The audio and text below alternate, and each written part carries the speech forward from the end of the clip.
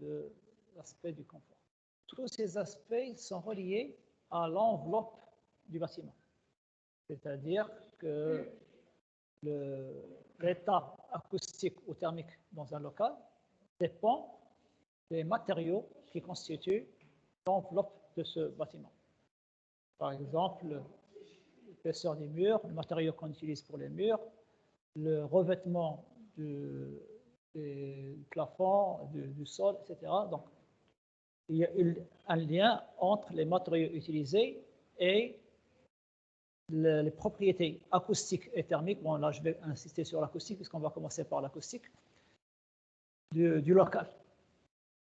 L'objectif des occupants d'un local, c'est qu'ils soient à l'aise, c'est-à-dire qu'ils aient une sensation de confort. Alors, qu'est-ce que c'est que le confort pour l'acoustique? Il se manifeste par deux aspects, un aspect intérieur et un aspect extérieur. L'aspect intérieur, c'est lorsque je vous parle maintenant, il faut que vous ayez une bonne impression de la parole que je suis en train de vous adresser. Donc, c'est une question de qualité. Donc, il faut avoir une bonne qualité sonore du son qui est émis à l'intérieur du local. Pour cela, il faut traiter le local au point de vue acoustique, au point de vue revêtement. Regardez ce local-là, il est équipé d'un... Vous pouvez le voir ici, bon, les gens ne voient pas de leur caméra, mais du plâtre normal, mais c'est du plâtre un peu perforé. C'est des matériaux qui sont pour avoir une meilleure audition. Quand je dis meilleur, c'est meilleur au point de vue qualité, pas au point de vue quantité. Quantité, il suffit que je lève un peu la voix, mais la qualité sonore n'est pas la même comparée à la qualité que vous recevez maintenant à celle que vous auriez reçue si cette salle n'était pas équipée de tables, si elle était encore plus grande, s'il n'y avait pas ce traitement, vous aurez certainement l'impression d'un son qui n'est pas très, disons, net. Voilà. C'est-à-dire vous allez avoir une sensation qui n'est pas très confortable. On dit confort, c'est-à-dire vous allez avoir l'impression que le son est un peu flou, comme on dit, un peu flou. Je ne veux pas utiliser encore le terme spécifique en acoustique. On dit qu'il y a beaucoup de réverbération. Donc là, je vais définir plus exactement ça, mais pour le moment, je me contente de concepts un peu subjectifs. Donc, effectivement, pour avoir une bonne qualité sonore, il faut certaines conditions au niveau du revêtement du local. Il y a un deuxième aspect, c'est l'aspect extérieur. L'aspect extérieur, c'est pour ne pas être dérangé des bruits qui viennent de l'extérieur. Là, vous voyez, là, je suis en train d'entendre les gens d'à côté. Et donc, par exemple, ici, je vais fermer la porte. Hein.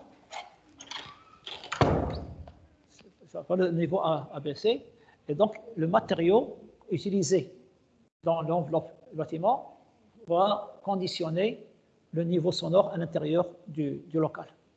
Et ainsi, on va relier la nature de l'enveloppe avec l'isolation acoustique recherchée.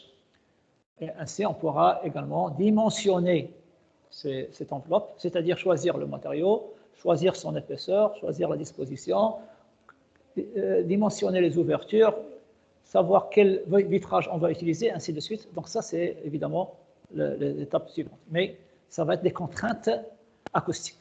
Vous savez que les murs, les ouvertures, etc., ne sont pas dimensionnés par des considérations de structure.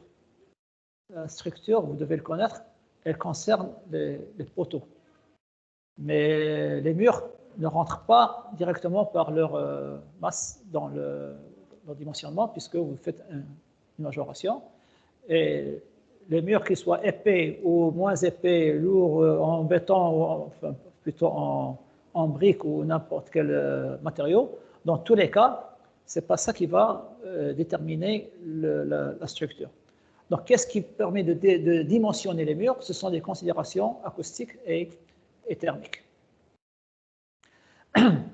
Donc ça, c'était une introduction concernant le cours que je vais vous donner.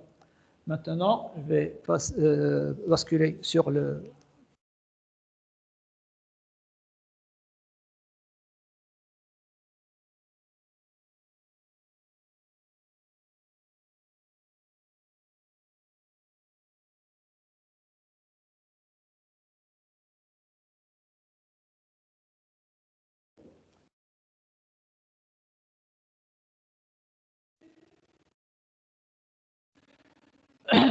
Donc, d'abord, on fait l'introduction, comme je suis en train de faire. La deuxième chose qu'on va voir, c'est les caractéristiques physiques d'un bruit. Donc, ça, on va le faire certainement en 2 séances. Et donc, on va savoir qu'est-ce que c'est que le bruit. Et ensuite, on va étudier la propagation sonore dans un champ libre, c'est-à-dire à l'extérieur. Ça ne concerne pas directement le bâtiment, puisque c'est à l'extérieur. Dans le bâtiment, on a plutôt affaire à propagation dans un espace clos. Donc, là, vous êtes d'accord que si cette même salle était dehors, vous n'aurez pas la même sensation du son en termes de sensation sonore. Ceci nous conduit au traitement acoustique des locaux pour avoir une bonne qualité sonore, entre autres le traitement du plafond, mais on peut avoir plein d'autres techniques qu'on va voir en leur temps. Après, on va étudier la transmission des bruits aériens, c'est-à-dire qu'on va étudier la transmission des murs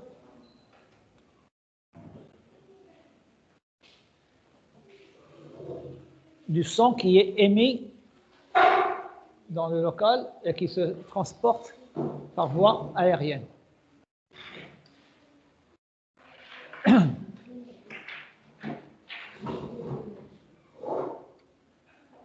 C'est-à-dire que le son, il peut être transmis par l'air.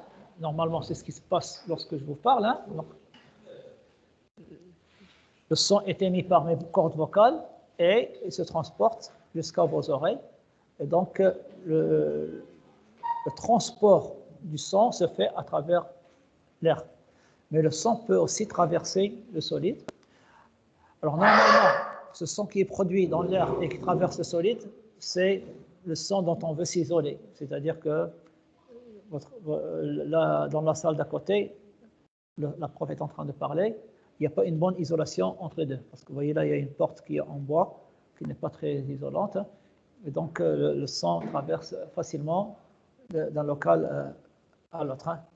Mais il y a aussi des bruits solidiens. C'est lorsque vous avez un bruit qui est produit dans le solide. Et ça ne concerne pas les cloisons, ça concerne plutôt les planchers. Parce que lorsque vous déplacez une chose, là, ça va déranger l'étage qui est en dessous. Là, il faut traiter les planchers et non pas les murs. Pour les murs, c'est moins fréquent d'avoir un son qui va être produit à même le mur, à moins qu'on veuille accrocher un tableau. Mais généralement, on n'a pas besoin d'isoler les murs vis-à-vis des bruits d'impact. Il y a impact, comme ça, mais plutôt les planchers.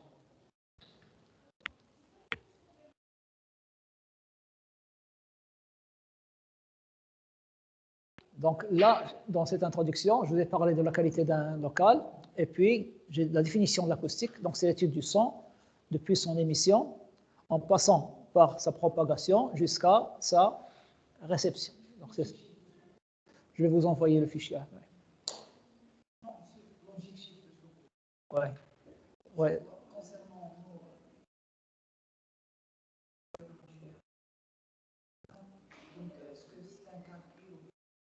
Oui, donc là, je vais faire l'illusion tout ça, comme tout à l'heure, je vous ai expliqué effectivement qu'on va arriver à résoudre un certain nombre de questions.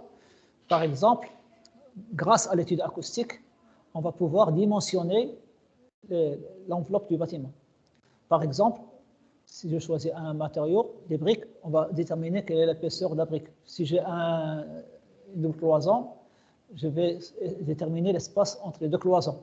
Si je veux utiliser la laine de verre pour l'isolation thermique, bon là c'est pour la thermique, mais pour l'acoustique, il y a aussi d'autres aspects, quelle est l'épaisseur du vitrage que je vais utiliser, ainsi de suite.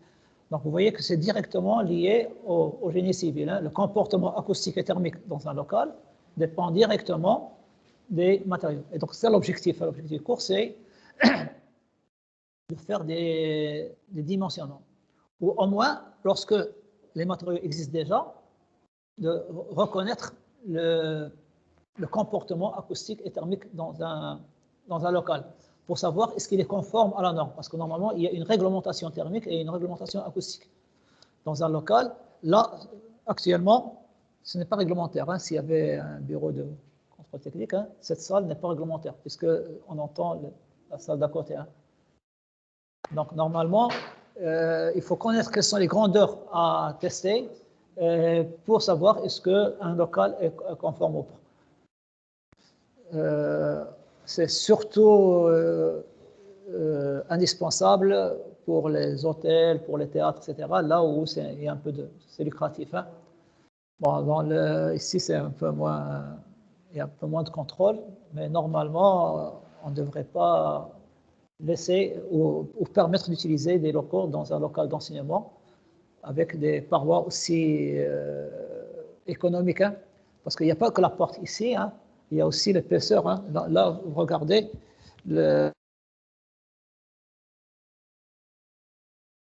fait quelques centimètres. Hein. Normalement, il faudrait une paroi qui soit plus lourde et il y a moins de communication, comme ça, les deux locaux seront.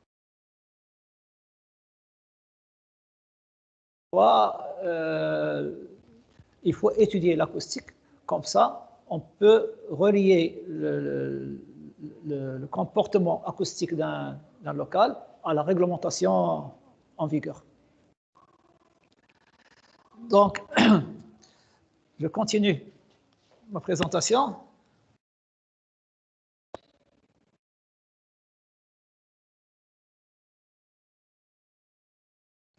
Alors, qu'est-ce que c'est que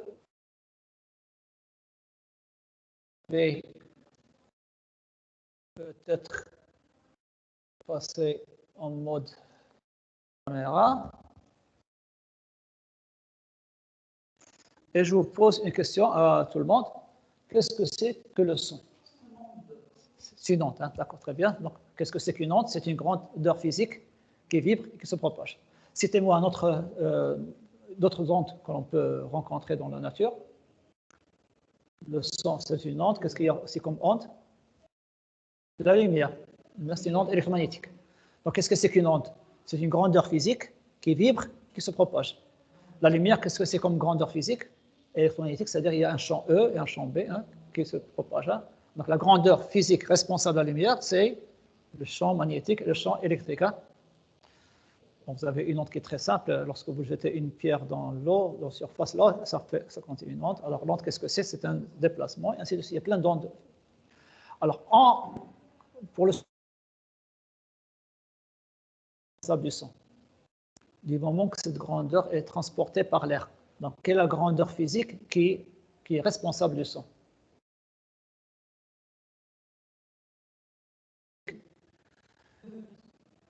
Hein, l'air, c'est pas une grandeur. L'air, c'est pas une grande caractéristique de l'air. Une caractéristique de l'air. Une variable d'état de. Alors, qu'est-ce qu'il y a comme variable d'état pour l'air? Comment on caractérise l'air? Il y a plusieurs propriétés physiques de l'air. Vous-même, vous dites cette grandeur. Votre oreille est sensible à quelle grandeur physique? Quand vous êtes dans un avion, vos oreilles, hein? C'est la pression. Donc, notre oreille est sensible à la pression. Donc, quelle est la grandeur physique? Pression. En fait, c'est une variation de pression. Parce que la pression en elle-même n'est pas responsable du son, toute seule. Parce que exposée de manière continue à une pression très grande, énorme même. Elle est de combien, la pression au niveau de la mer? 10 puissance combien en pascal? 10 puissance 5, c'est-à-dire 100 000 pascal. Et pourtant, on n'entend rien, à moins qu'on provoque une perturbation. Donc, il faut provoquer une perturbation, une variation de pression pour que notre oreille reconnaisse ceci comme un son. Cette perturbation peut être très petite par rapport à la pression atmosphérique. Elle peut être de l'ordre de 10 puissance moins 5. Et pourtant, notre oreille la reconnaît comme étant un son. Donc, vous voyez que notre oreille est très sensible. Quel est le rapport entre la perturbation et la valeur moyenne? Entre 10 puissance moins 5 et 10 puissance 5, ça fait 10 puissance 10, c'est-à-dire 10 milliards. Donc, quand la pression varie du 10 milliardien, c'est là que je commence à entendre un son. Notre oreille est très performante. Alors, cette pression ne peut générer un son que si la fréquence de variation de cette pression est comprise entre 20 Hz et 20 000 Hz. Alors, je vais prendre un exemple. Je vais produire maintenant un son. Seulement, je vous dis tout de suite, vous n'allez pas l'entendre. Il existe, mais l'oreille humaine n'est pas sensible au son que je vais produire maintenant.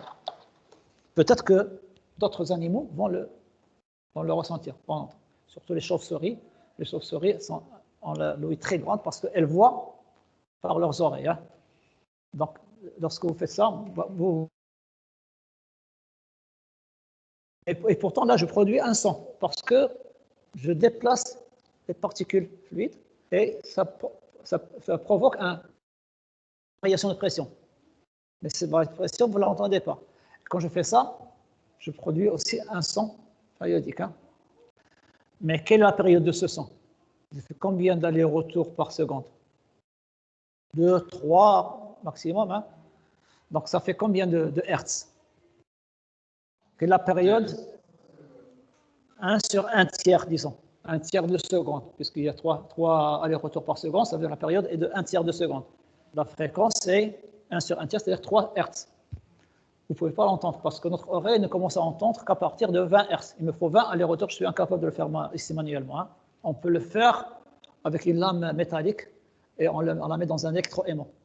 Un champ électrique, un champ magnétique qui est en train de varier très rapidement, mais on peut le faire ça de manière électronique. Et dans ce cas-là, on entend un son. Hein. Il y a des sonnettes, par exemple, qui sont produites par cette vibration. Une lame vibrante, ça produit un son. Donc, il y a 2 conditions pour qu'on entende le son. Il faut que son énergie soit suffisante pour que notre oreille soit sensible, et il faut qu'il soit produit dans un certain domaine de fréquence aussi pour qu'on puisse... Au-dessous de 20 Hz, c'est les infrasons, et au-dessus, c'est les... Il y a certains animaux qui peuvent entendre les infrasons ou les ultrasons. Vous avez un sifflet spécial pour appeler votre chien, ne l'entend, parce que c'est un son qui est émis en dehors de cette marche. Alors, je reprends l'exemple de la lame vibrante, ici. Hein. Donc, lorsque vous déplacez la lame dans un sens, les particules qui étaient juste collées à la lame vont être... la lame qui est insolite va communiquer de l'énergie aux particules fluides qui sont juste accolées à la lame. Mais comme la lame se déplace dans ce sens, elle va provoquer une surpression. Mais quand la lame va se déplacer dans l'autre sens, elle va au contraire provoquer des sous-pressions, c'est-à-dire qu'on va présenter plus d'espace pour les particules et la pression va diminuer. Mais entre-temps, cette surpression va être communiquée aux particules qui sont juste ici. J'avais des particules qui n'étaient pas excitées, mais lorsque j'ai communiqué de l'énergie à ces particules-là, au cours du temps, cette énergie-là a été communiquée à ces particules et j'ai cette configuration. C'est-à-dire que la perturbation se propage, mais c'est une énergie qui se déplace dans ce sens et non pas les particules. Les particules, qu'est-ce qu'elles font? L'énergie d'une particule, c'est une vibration. Elle vibre sur place. Hein. Donc, plus la vibration est intense et plus on a de l'énergie. Mais par choc entre particules, hein, elle va être communiquée aux particules qui sont adjacentes et ainsi de suite, jusqu'à ce qu'elle arrive à l'oreille. Hein. Le déplacement de ce signal, il est en mètres par seconde, hein, puisque c'est le lieu de l'énergie. Mais ce n'est pas une vitesse au sens mécanique du terme, c'est-à-dire, normalement, la vitesse, c'est lorsque une particule se déplace. Hein. Là, la particule ne se déplace pas. Là, elle se déplace, mais elle reste sur place. Qu'est-ce qui se déplace? C'est l'énergie.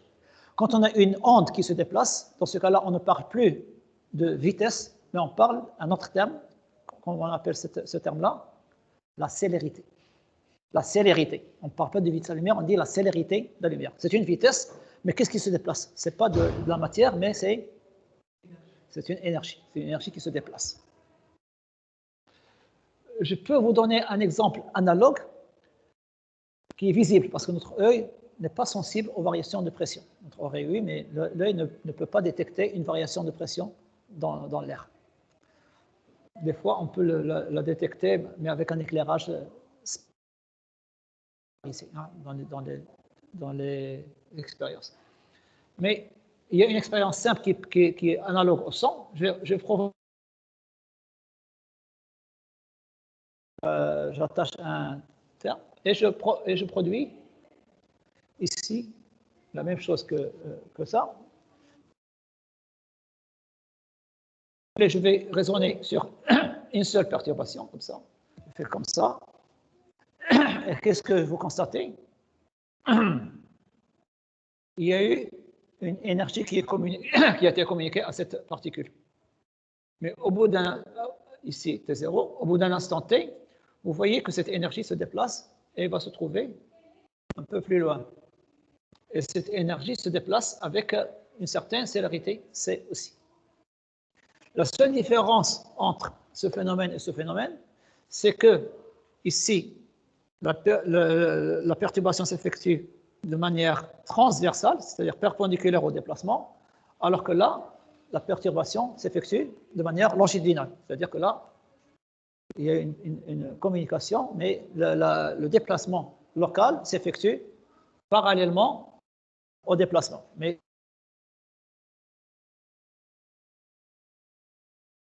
du son, on démontre qu'elle est égale à la racine de gamma P0 sur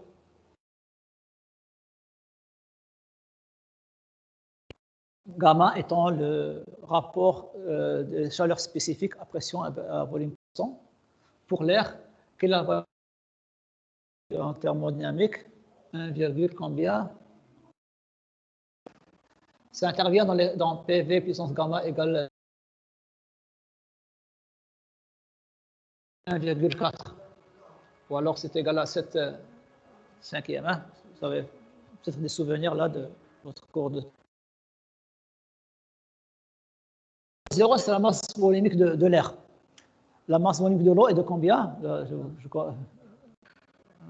Non, de l'eau, ce n'est pas 1 en kilogrammes par mètre cube, pas en kilogrammes par litre. C'est 10 puissance 5, hein? 10 puissance 3. 10 puissance 3, mais l'air est à peu près 1000 fois moins lourd que l'air. Donc, il est de l'ordre de 1,2. Plus exactement 1,225 à 15 degrés Celsius. Hein? Et si on suppose que l'air est un gaz parfait, je peux écrire que ça c'est égal à gamma. Alors P sur O égale petit r T. PV égale nRT, ça devient P sur O égale petit r T. Vous avez déjà fait ça en mécanique des fluides. Hein? Avec R qui est égal à 287 SI pour l'air. Hein? Donc si je fais cette application numérique, je vais avoir une valeur pour la vitesse du son. Vous connaissez peut-être déjà la vitesse du son au niveau de la mer, en mètres par seconde. Oh. Hein, combien? Là, c'est en kilomètres à l'heure. Non, je parle de mètres par seconde. il faut faire l'application numérique de cette formule. Hein. Donc, si vous ne connaissez pas cette information, ben, il y en a qui la connaissent, évidemment. Comme vous connaissez la vitesse de la lumière, elle est de l'ordre de 340 mètres par seconde. Vous pouvez vérifier l'application numérique. Hein. Donc, le son se déplace à 340 mètres. Je le mets devant la caméra. 300 mètres par seconde. Hein. Donc, c'est à peu près de l'ordre de 3, 10 puissance 2 mètres par seconde. Donc, ça, c'est la vitesse du son. Quelle est la vitesse de la lumière? Puissance combien? 8. Ça veut dire que la lumière est 1000 fois par rapport à 10 puissance 6. 1 million. 10 puissance 6. 1 million de fois plus rapide. Et l'éclair avant d'entendre le tonnerre. Ou pour prendre un exemple plus concret, parce que je vois il y a des gens qui... Hein? Plus récent, hein, si quelqu'un a vu si quelqu'un est dans un stade de foot, hein, parce que là c'est un peu récent, c'est la nouveauté. Donc quand un joueur tire sur le ballon, vous voyez, mais vous entendez le bruit du ballon après. Hein. Donc il y a un décalage entre le geste du joueur et le son quand il arrive à vos oreilles, surtout quand il n'y a pas beaucoup de bruit dans le terrain. Et donc il y a un décalage, effectivement.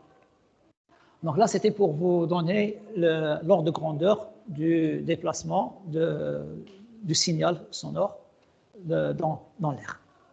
Le son se déplace aussi dans l'eau, se déplace aussi dans le solide. Plus les molécules sont denses, et plus la vitesse du son est grande. Et moins c'est dense, et plus c'est faible. Et à la limite, lorsqu'on arrive au vide, les particules sont très éloignées les unes des autres, et dans ce cas-là, le son ne peut plus se déplacer, contrairement à la lumière qui peut se déplacer même dans le vide. Ouais.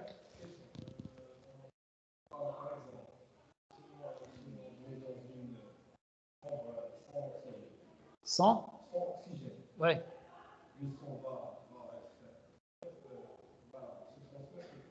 Non, ce n'est pas une question d'oxygène, évidemment, sans air, hein, parce que l'air, ce n'est pas l'oxygène. L'air, c'est l'oxygène et l'azote. Hein. Vous avez seulement le 5e d'oxygène, le 4/5e, c'est de l'azote. Mais s'il y a le vide, hein, dans un environnement où on a le vide, le son ne pourra pas se déplacer. C'est-à-dire quand vous êtes dans l'espace, s'il y a un son qui est produit à proximité, il ne va pas arriver aux occupants. Hein. C'est-à-dire si vous avez un satellite ou une station, par exemple, une station spatiale, il y a des gens à l'intérieur. Bon, à l'intérieur, on a mis de l'oxygène, évidemment. Hein. Mais par exemple, s'il y a un phénomène qui se produit en dehors de la station, le son de ce phénomène ne va pas arriver, il ne va pas être entendu par les gens, parce que le son ne s'est pas propagé de la source jusqu'au récepteur.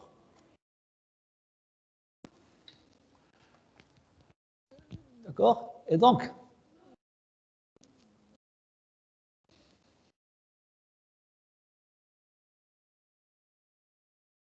là, j'étais en train d'expliquer donc le phénomène de la propagation du son,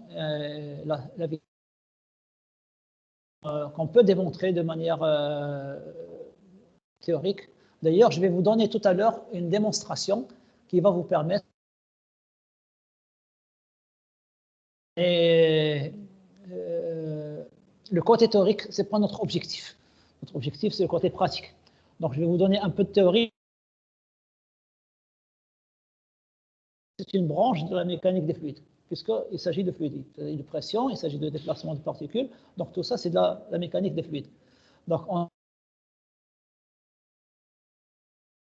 capable de démontrer que c'est une onde, on est capable de calculer sa vitesse, etc. Donc, ça, on le fera tout à l'heure, mais évidemment,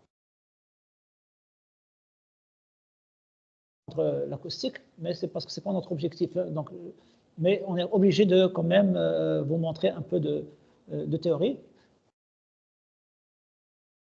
Certaines formules, et vous ne savez pas d'où ça vient. En fait, ça vient de la théorie de l'acoustique. Hein. Je ne vais pas la développer parce que notre objectif, c'est plutôt pratique. Votre camarade, il a dit que l'objectif du cours, hein, c'est plutôt pratique. Hein. Il faut l'appliquer à des cas concrets.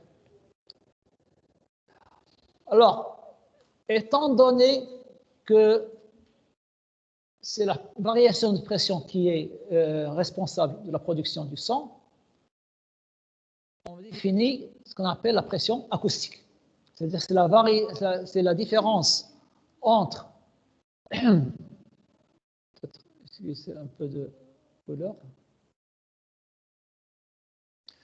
C'est la différence entre la pression moyenne, qui est 10 puissance 5 par exemple, et la pression instantanée. Donc il y a une surpression. Mais attention, même quand il y a une sous-pression,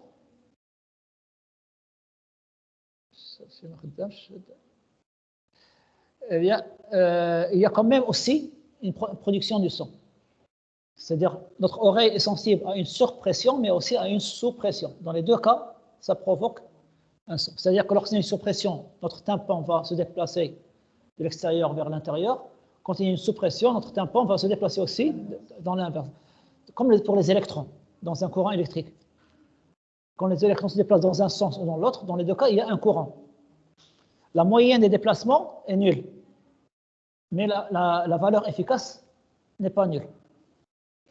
Je vais peut-être basculer sur la caméra, parce que là, c'est pas commode. À chaque fois, il faut passer d'un côté à l'autre. Si vous voulez, je vais revenir tout à l'heure pour expliquer ce phénomène de pression efficace. Donc là, dans les deux sens. Mais ce qui nous intéresse ici, c'est la définition de la pression acoustique. C'est comme en hydraulique, on a défini aussi la pression relative. Une pression peut être négative. J'enlève la pression atmosphérique et j'obtiens la pression relative. Ici, c'est la pression acoustique. C'est-à-dire, c'est celle qui est responsable du son. La pression en elle-même, même si elle est grande, elle ne produit pas de son. On a 10 puissance 5, mais là, on a 10 puissance 5 plus 10 puissance moins 5. Hein. À peine un petit peu de surpression ou de sous-pression, ça va nous permettre d'avoir un son.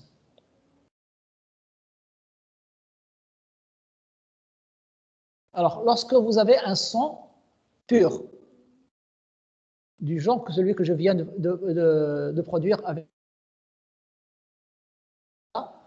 vous avez une seule fréquence qui nous donne le son. Mais parce que là, la source elle-même, elle est harmonique, puisque là, il y a un déplacement sinusoïdal au cours du temps, et donc ça produit aussi un son qui est sinusoïdal, dans lequel il y a une seule fréquence. Mais quand je vous parle, c'est aussi un son. Mais le son que j'émets n'est pas émis à une seule fréquence. Donc il y a plusieurs fréquences qui sont émises simultanément. En fait, il y en a une infinité. Et le son que vous entendez, c'est la superposition de tous les sons élémentaires. Chaque son élémentaire est émis à une fréquence différente. Et je peux faire une analyse du son réel. Mais évidemment, pour faire l'analyse, on est obligé de discrétiser l'axe des fréquences, parce qu'on ne peut pas avoir un nombre infini de fréquences. Donc, on fait une discrétisation, c'est-à-dire on va prendre des intervalles successifs de fréquences, et chaque intervalle de fréquence va participer à la production du son entier. On peut faire une chose analogue avec la lumière, puisque la lumière aussi n'est pas toujours monochromatique. Monochromatique, ça veut dire qu'il y a une seule couleur. Donc ce son que vous voyez au tableau, c'est un son qu'on appelle aussi monochromatique, par analogie à la lumière. C'est-à-dire qu'il comprend une seule couleur. Une fréquence pour la lumière, ça représente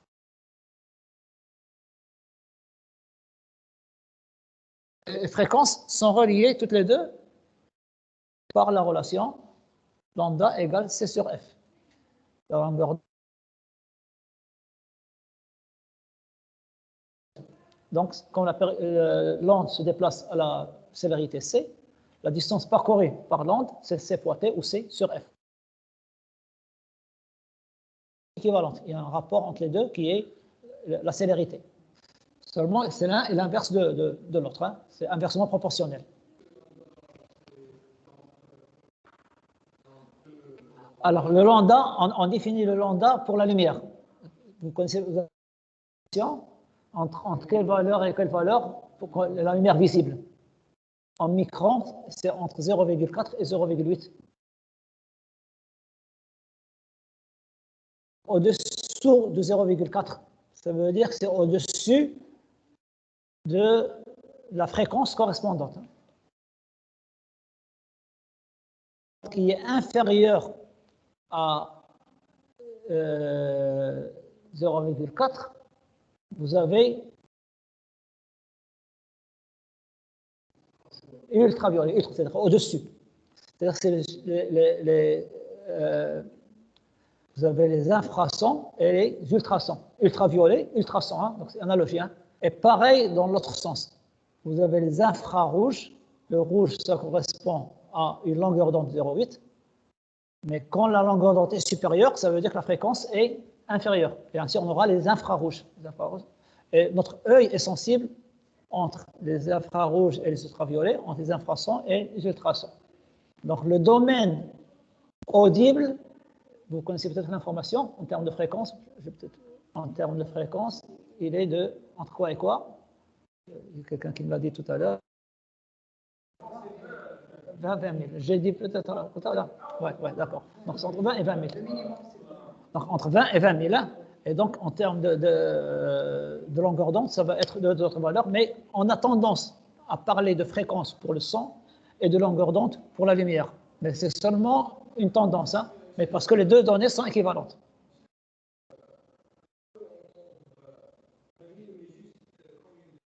Comme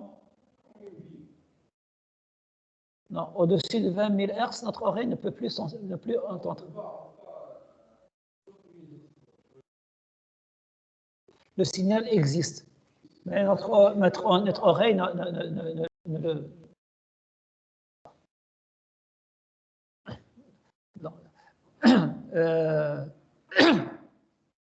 Donc, notre oreille a un domaine dont je vais vous le montrer plus tard, en termes d'intensité et en termes de fréquence. Donc, pour les intensités, ça commence à peu près 10 puissance moins 5 pascal. Donc, ça, c'est la pression qui produit une intensité. Je vais parler tout de suite de l'intensité. Et là, en termes il y a un seuil, c'est le seuil d'audition, c'est-à-dire il faut que l'énergie soit suffisante pour que mon oreille puisse la détecter. Mais aussi, lorsque le son est très fort, là, on atteint le seuil de douleur. Dans ce cas-là, notre oreille peut être détruite carrément parce que le son est trop fort lorsque vous mettez votre oreille.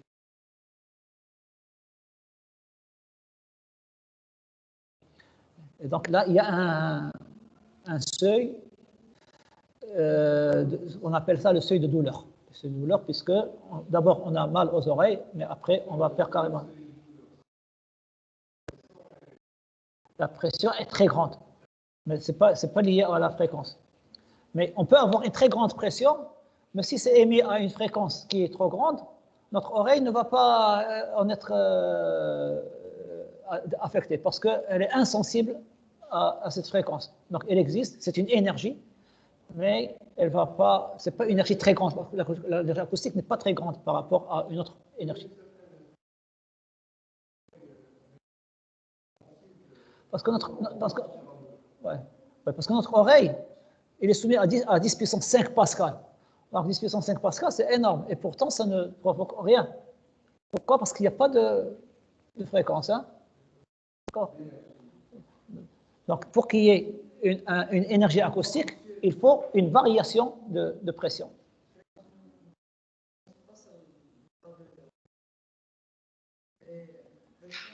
Oui, mais pour qu'on détecte la douleur, il faut que le son soit émis dans un domaine audible. Si ce n'est pas audible, ça ne change pas grand-chose. Hein. C'est-à-dire qu'on aura une pression plus grande, mais si elle est constante, ça ne provoque aucune influence au niveau de notre audition. Maintenant, dans certains cas, on a un son qui n'est pas pur, mais qui est plutôt périodique. Le son pur, on peut le produire avec un instrument qui a la forme suivante.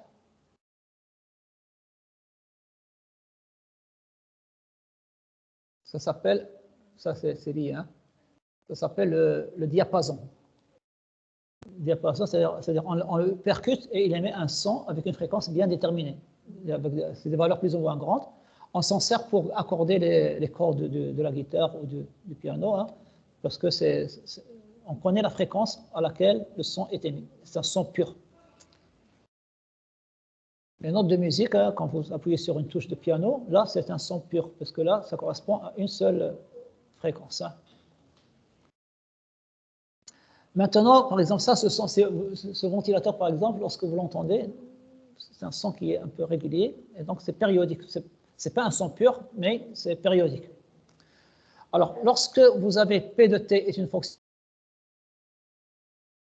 on peut la décomposer en une série de fonctions harmoniques.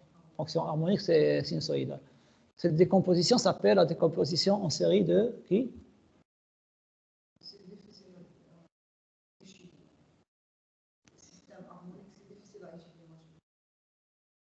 Le système harmonique, au contraire, c'est le plus simple, puisque on connaît la loi. C'est x égale x0 cosinus oméga t. Hein, donc ça, c'est une fonction qui est connue. Là, lorsque c'est périodique et ce n'est pas harmonique, je peux dire que c'est une somme de plusieurs fonctions périodiques. C'est-à-dire que ça va être S1 sinus oméga 1t plus S2 sinus oméga 2t, ainsi de suite. Hein. Cette décomposition s'appelle décomposition en série de, j'attends la réponse, de Fourier. Vous avez déjà fait certainement ça mathématiquement, mais évidemment, les mathématiques, ça sert pour la physique. Hein. Donc, comment est-ce qu'on peut décomposer un son en série de Fourier? Eh bien, on fait son analyse, on fait l'analyse du son. Quand je fais l'analyse du son, je constate que là, chaque fréquence va participer avec une certaine contribution. C'est-à-dire que je vais avoir P de T qui va être égal à S1 sinus oméga 1T, c'est-à-dire ce son pur, mais avec une première fréquence qu'on appelle le fondamental. Plus S2 sinus oméga T, toutes ces fréquences-là, c'est les harmoniques, c'est les multiples du fondamental. Un piano, donc là vous avez Do, Ré, Mi, Fa, Sol, La, Si, Do, et un deuxième Do dans les touches du piano, et puis après il y a un Do, Ré, Mi, Fa, Sol, La, Si, Do, il y a plusieurs, on appelle des octaves.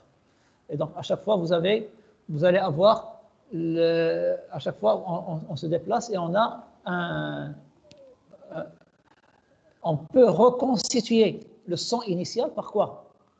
En superposant tous les sons élémentaires qu'on a obtenus par analyse. Dans ce sens, ça s'appelle l'analyse. Dans l'autre sens, ça s'appelle la synthèse. C'est-à-dire, je passe d'une analyse à la synthèse. C'est ainsi qu'on peut obtenir des sons de synthèse. Quand vous avez une orgue, vous touchez un bouton et vous passez du violon au piano. Donc, vous appuyez sur un bouton et les touches du piano deviennent des touches de trompette ou de violon. Mais il n'y a ni violon, ni trompette, ni. C'est seulement un son qu'on appelle un son de synthèse. Je l'ai reconstitué. Comment je l'ai reconstitué? En superposant, parce que j'ai fait une analyse du son du violon, et j'ai constaté qu'il y a une certaine répartition sur les fréquences.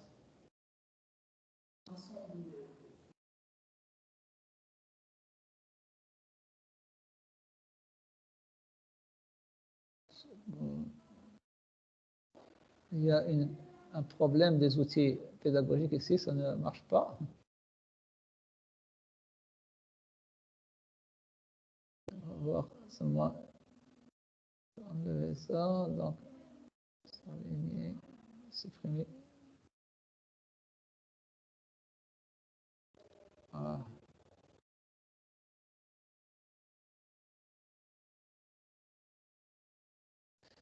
Je vais option du pointeur.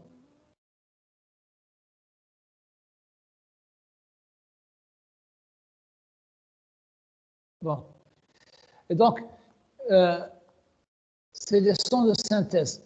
Alors, on peut faire la même chose avec la lumière.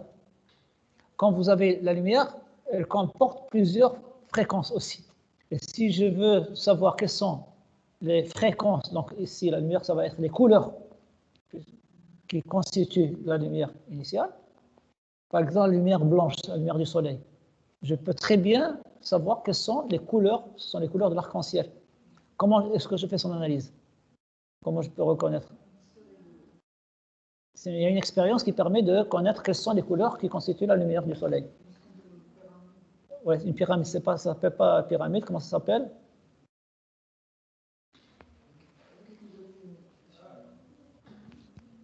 Le spectre de la lumière blanche. Oui, le spectre, à travers quel instrument? Là, j'ai oublié. Comment ça s'appelle? Comment ça s'appelle? Dites-le en arabe. Mawshor. C'est le prisme. Voilà, c'est bon? D'accord? Et de gauche à droite, avec la lumière, on utilise un prisme. Alors pour le son aussi, c'est une onde. Et bon, il n'y a pas une expérience. Le son se propage dans toutes les directions. Alors que la lumière se propage dans une seule direction. Donc on peut les dissocier. Mais pour le son, on ne peut pas faire tout simultanément. Mais on est capable de reconstituer, de les déterminer par d'autres. On peut faire cette décomposition. Et si je connais ce qu'on appelle la signature sonore, hein, c'est-à-dire la répartition dans le son initial, je suis capable de reconstituer le son initial. Je vais superposer tous ces sons et j'aurai une expérience qui permet de faire ceci. Je prends un disque et je colorie, je le divise en avec la couleur de l'arc-en-ciel. Et je fais tourner le disque. J'avais déjà vu cette expérience. Vous n'avez qu'à rentrer dans le YouTube, hein, ça existe. Hein. Donc, si vous prenez un disque et vous le décomposez comme un fromage, hein, avec plusieurs secteurs, et vous coloriez chaque secteur avec une couleur de base, et vous faites tourner rapidement. Toutes ces couleurs vont se superposer dans vos yeux. Qu'est-ce que vous allez voir? Le blanc. Vous allez voir le blanc. Vous allez voir le blanc. Hein. D'accord? Donc c'est pareil. Hein. Donc, ici,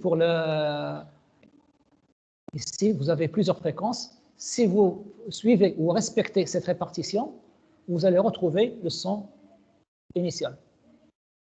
Maintenant, lorsque le son ne suit pas une loi bien déterminée, c'est-à-dire lorsque un bruit quelconque. Alors, on a tendance à appeler un son qui ne suit pas une loi déterminée un bruit. Parce qu'un peu aléatoire, on appelle ça un bruit. Par contre, quelque chose d'ordinaire, de plus ordonné, on l'appelle le son. Mais évidemment, bruit et son, ce sont deux synonymes. Hein. Seulement, on a tendance plutôt à appeler bruit ce qui est un peu aléatoire et le son quelque chose qui est bien déterminé. On parle de bruit de fond, par exemple. Donc, ce n'est pas quelque chose de très défini. Alors, lorsque vous avez un bruit quelconque, eh bien, dans ce cas-là,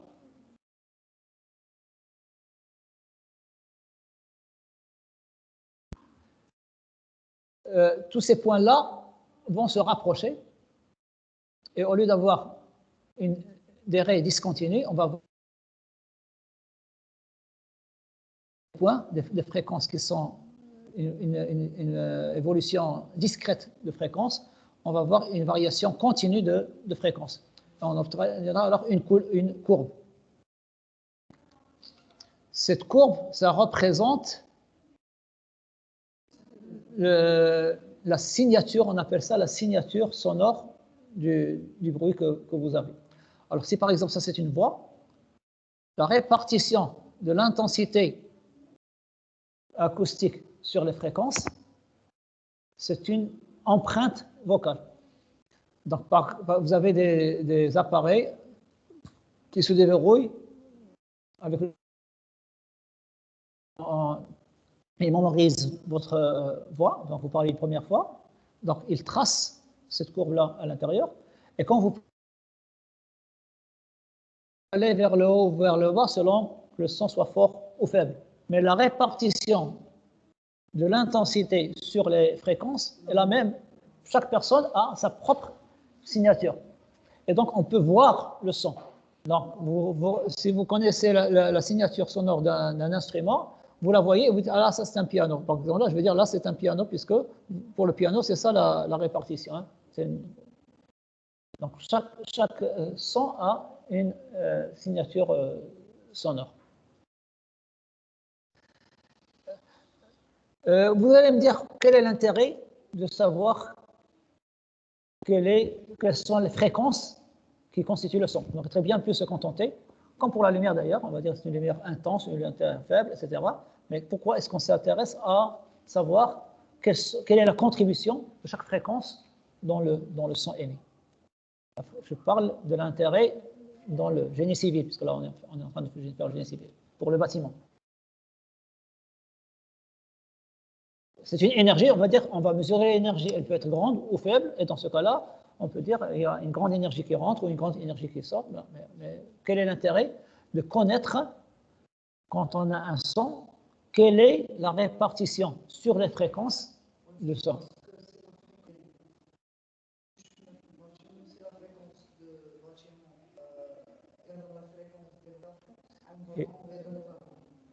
Il y aura une résonance. Voilà, donc ça c'est une des raisons, effectivement. Donc vous allez aller très loin parce que là, en fait, vous évoquez la cause pour laquelle c'est important de développer. Mais en fait, la raison directe, cela c'est l'explication. La raison, c'est l'explication. Mais pourquoi est-ce qu'on s'intéresse à la décomposition du son sur la fréquence? Eh bien, parce que l'oreille humaine n'est pas sensible de la même manière à toutes les fréquences.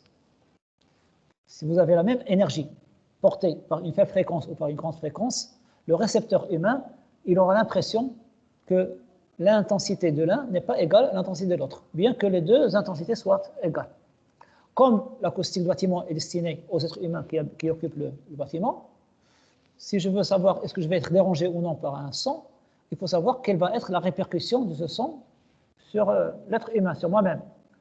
Donc, le même son, s'il est porté par une faible fréquence ou par une fréquence plus élevée, je n'ai pas la même impression de ce son. Donc, il faut que je sache quelle est la contribution des fréquences aiguës, c'est-à-dire des hautes fréquences, et la contribution des fréquences graves, pour savoir à l'avance quelle va être la répercussion du son qui va arriver dans le local. Est-ce qu'il va me déranger ou pas? S'il ne me dérange pas, bon, je ne fais rien. S'il me dérange, je dois agir. Agir sur quoi? Sur l'enveloppe du bâtiment. Hein. Alors, plus exactement, plus précisément, notre oreille est plus sensible aux aigus qu'aux graves.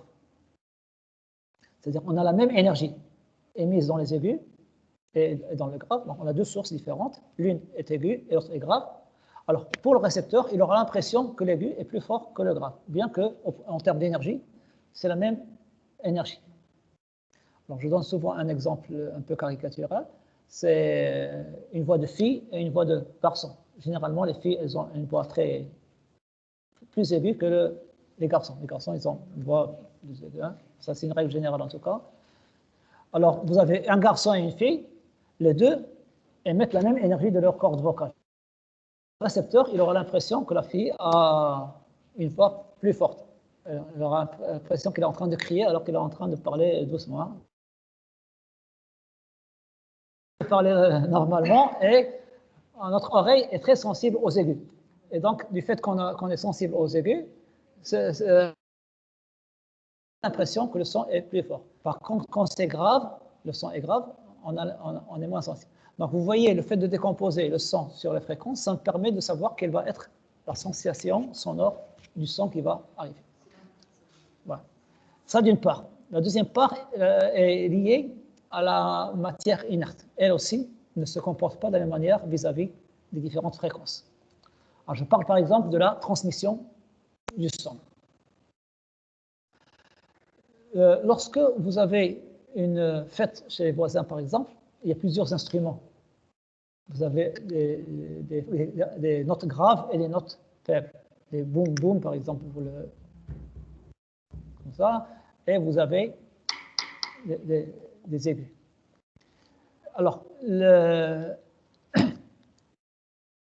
lorsque vous entendez à peine une nuisance, vous savez qu'il y a quelque chose, par exemple, c'est les graves que vous entendez, hein? Ça veut dire quoi? Ça veut dire que les graves ont passé. Une fois ils ont traversé, je les ai entendus, bien que mon oreille soit moins sensible aux graves qu'aux aigus. Donc, non seulement les parois ont fait traverser les graves plus facilement, mais je les ai sentis, ça veut dire qu'il y a beaucoup plus de graves qui sont passés que les aigus. Et donc, si vous n'avez pas cette information, quelqu'un peut facilement vous arnaquer en vous faisant acheter une paroi. Il va vous convaincre qu'elle est performante, qu'elle est très isolante. Il va faire devant vous une expérience et il va vous convaincre. Quelle est cette expérience? Il va émettre un son dans la salle d'à côté et il va mesurer le niveau sonore. Le niveau sonore, il est en décibels, par exemple. On va prendre, par exemple, 20 décibels. Non, 80 décibels. Donc, il émet 80 décibels dans le local d'à côté. Vous le mesurez, vous voyez 80 décibels. Et puis, il va venir dans cette salle et il va mesurer le niveau sonore. Combien il va trouver? Disons 20 décibels. Il va dire qu'il y a eu 60 décibels à travers la paroi d'atténuation, donc cette paroi est performante. Vous allez l'acheter. Mais comment est-ce qu'il vous a triché? Son expérience, il l'a faite avec une fréquence élevée. S'il avait fait la même expérience, 80 décibels, mais dans le grave, si vous avez mesuré ici, vous avez mesuré que 70 décibels au lieu de 20. C'est-à-dire qu'à peine, il y a eu 10 décibels de... Donc, si vous n'avez pas cette information, vous ne pouvez pas distinguer une paroi d'une autre. Est-ce qu'elle est performante ou pas? Donc, le comportement de la paroi va dépendre de la nature du bruit qui va être émis. C'est pourquoi on va définir plus tard des bruits de référence. C'est-à-dire que toutes les parois vont être testées vis-à-vis du même type de bruit, c'est-à-dire un bruit qui est réparti de la même manière sur toutes les fréquences. Comme ça, je peux comparer deux parois. Une paroi est plus performante que l'autre. Cette expérience-là n'a plus d'intérêt, puisqu'il ne peut plus choisir les fréquences, c'est-à-dire le domaine de fréquence où la paroi est performante, et il fait son test dans le domaine de performance. Donc, c'est pas honnête.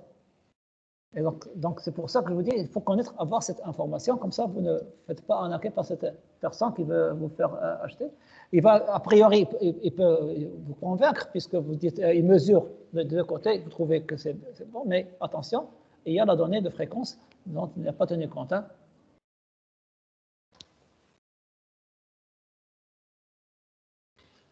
Bon, maintenant, je vais vous donner quelques notions concernant la théorie de l'acoustique.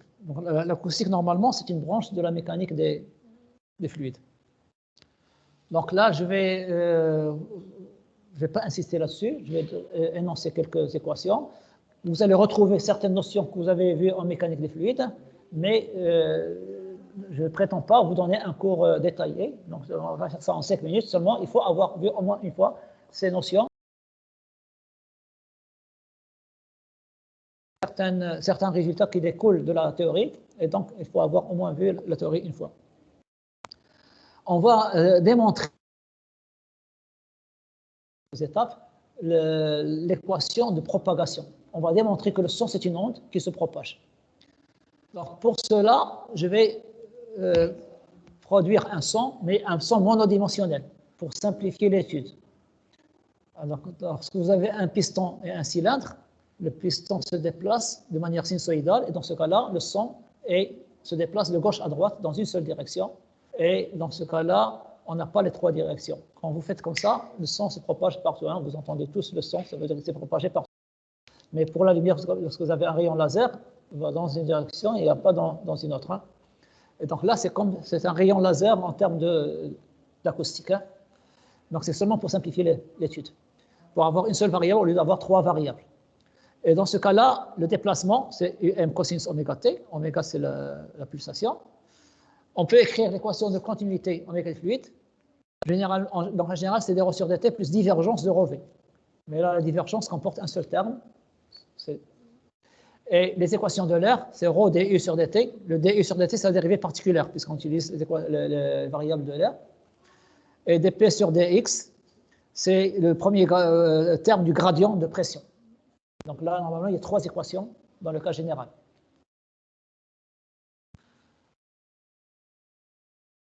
Les grandeurs P, ρ et U, ce sont les valeurs grandeur totale, c'est-à-dire c'est la valeur moyenne plus la perturbation.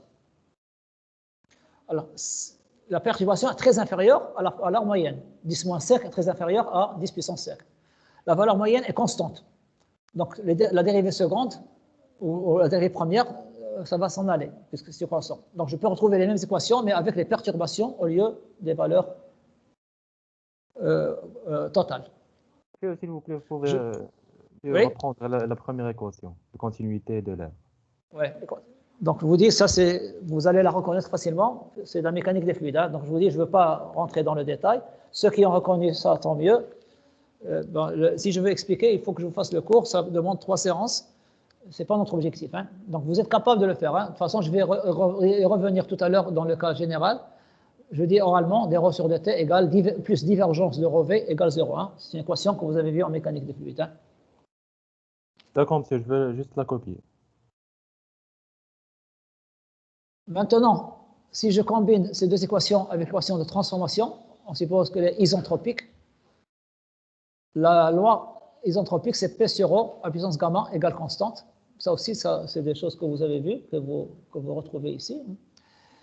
Et donc, après une démonstration, on trouve, en combinant tout ça, la relation qui gère la pression. En fait, qui gère la variation de pression. Vous voyez que c'est une dérivée seconde spatiale, moins 1 sur un terme. Alors, ce terme-là, initialement, c'était des ρ sur dp. Mais des ρ sur dp, on démontre en thermodynamique, c'est égal à 1 sur c au carré. C'est-à-dire, c'est grâce à cette formule que j'ai trouvé l'expression de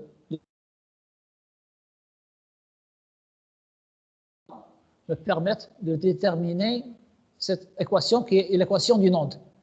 L'équation d'une onde, c'est une dérivée seconde spatiale moins une constante que je peux écrire sous la forme 1 sur c au carré, dérivée seconde temporelle égale 0. Et ça, c'est l'équation de propagation d'une onde qui est portée par la variation P. C'est exactement la même équation qui gère l'équation de la chaleur. Seulement là, on a l'énergie thermique ou les équations de Maxwell ou l'équation de E et V et B pour la lumière, ainsi de suite. Hein. Et donc, quand vous avez ce phénomène-là, c'est une équation de propagation. Donc, on démontre que la perturbation se propage et en même temps, on reconnaît la vitesse de propagation grâce à cette équation-là. Seulement ici, j'ai travaillé avec seulement une seule direction, mais généralement, on travaille avec les 3 directions. Les équations sont plus complexes, puisque là, l'équation de continuité, on doit écrire la divergence entière. Et l'équation des équations de l'air, il y en a 3. Là, elle est sous forme vectorielle. Donc, là, je projette cette équation vectorielle sur les 3 termes, ces 3 axes. Là, on reconnaît dp sur des ρ, dp sur des x, dp sur des x qu'on a vu dans l'équation précédente. Et ainsi, les équations de propagation deviennent avec ces données-là, en données cartésiennes, elle est plus complexe. En coordonnées sphériques, elle est encore plus complexe, mais elle est plus pratique parce que le déplacement du son,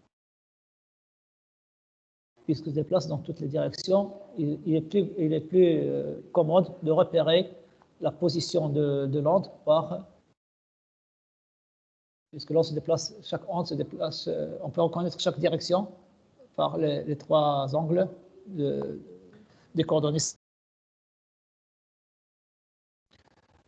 Autre chose, donc là, la solution générale est connue hein, d'une onde. On peut déterminer à partir de cette équation un nombre qu'on appelle le nombre d'ondes, K, qui est lié à la longueur d'onde. Et on peut enfin, vous voyez que là, cette relation-là, ça représente une cette équation-là, vous avez un terme plus une phase. Alors, lorsque vous avez un terme plus un déphasage, on peut représenter ça par une grandeur complexe.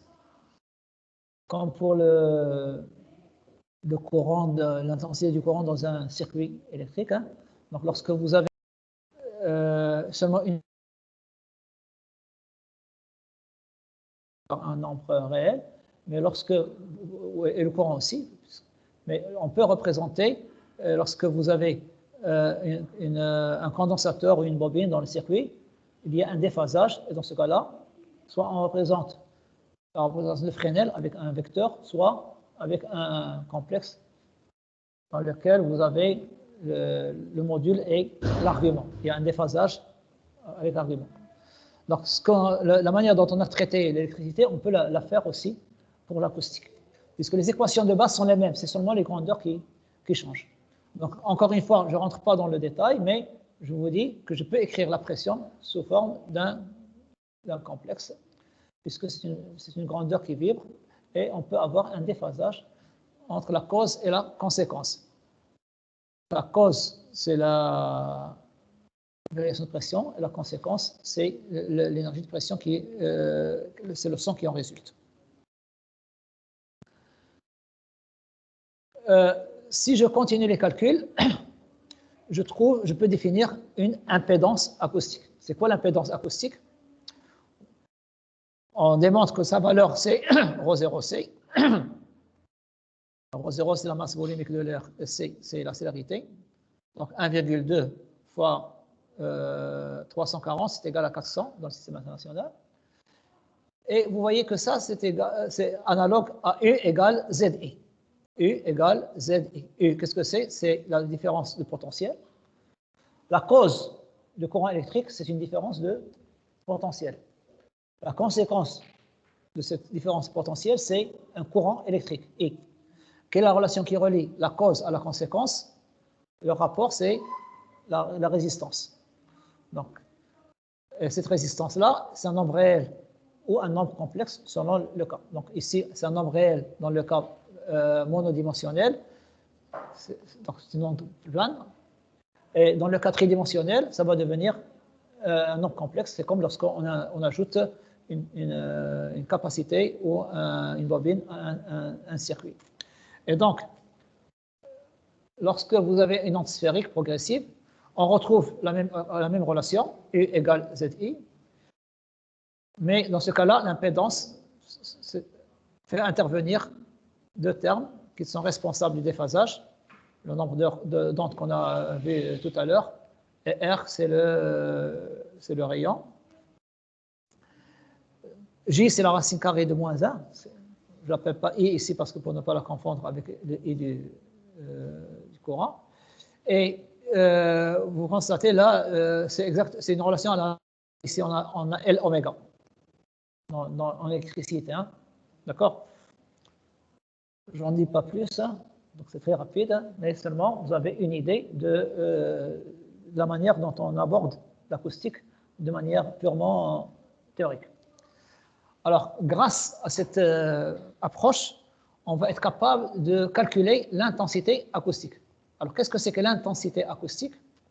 C'est la densité de flux d'énergie qui passe dans une surface. Donc, elle est en watts par mètre carré. C'est-à-dire que lorsque je prends une surface, cette surface, par exemple, c'est la surface d'un mur. Je veux savoir quelle est l'énergie acoustique qui va traverser cette surface. Eh bien, l'intensité qui va passer à travers cette surface-là, je peux la calculer par cette formule.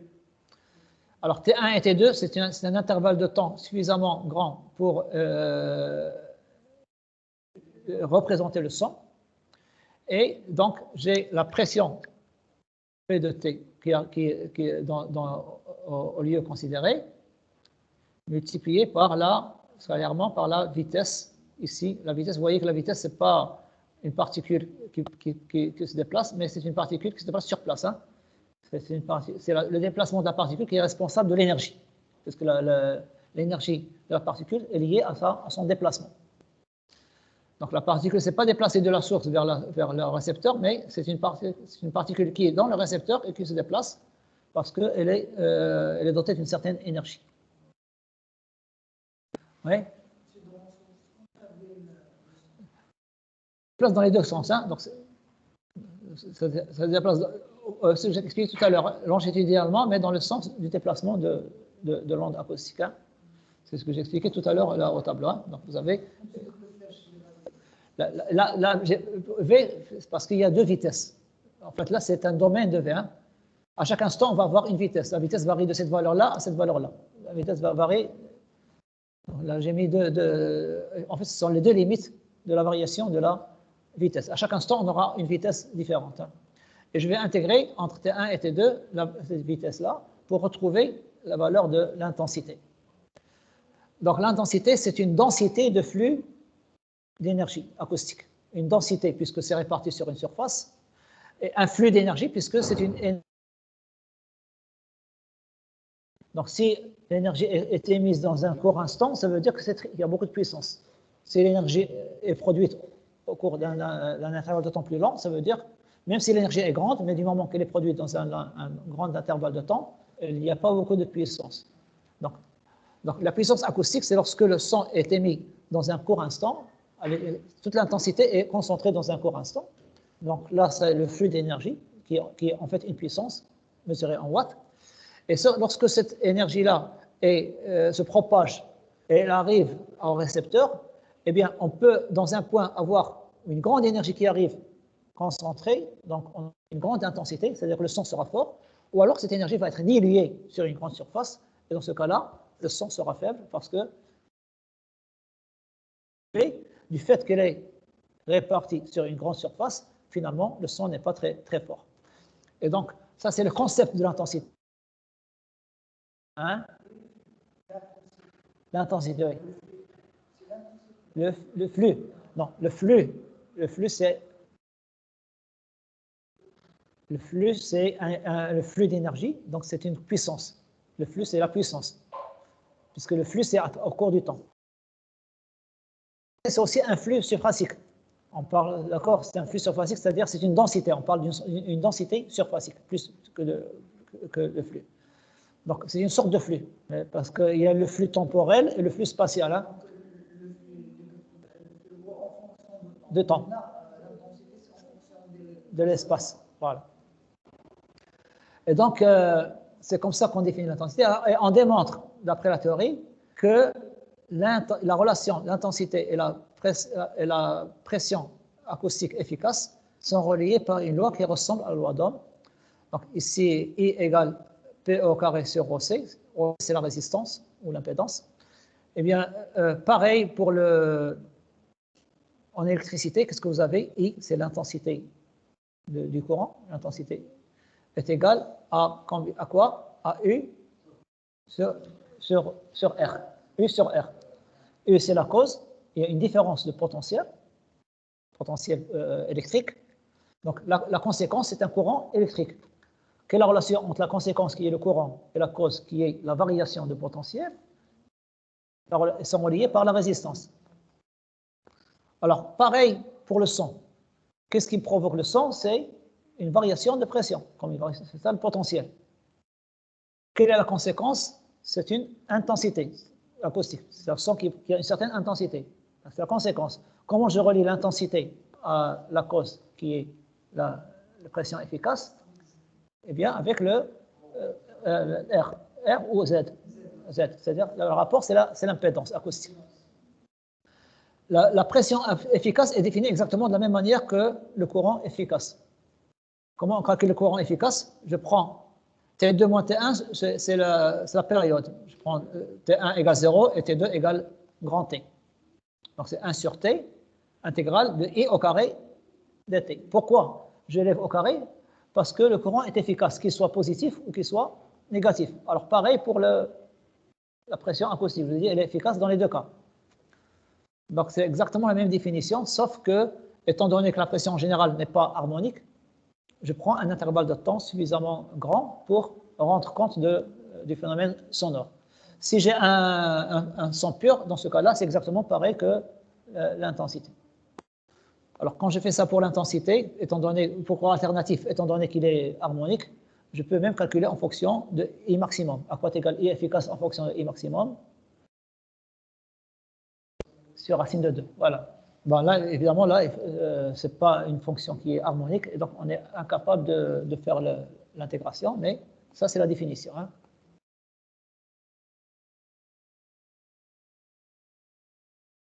Alors, je peux remonter à la puissance acoustique à partir de l'intensité acoustique.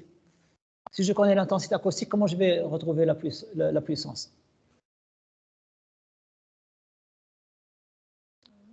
L'intensité, c'est en watts par mètre carré.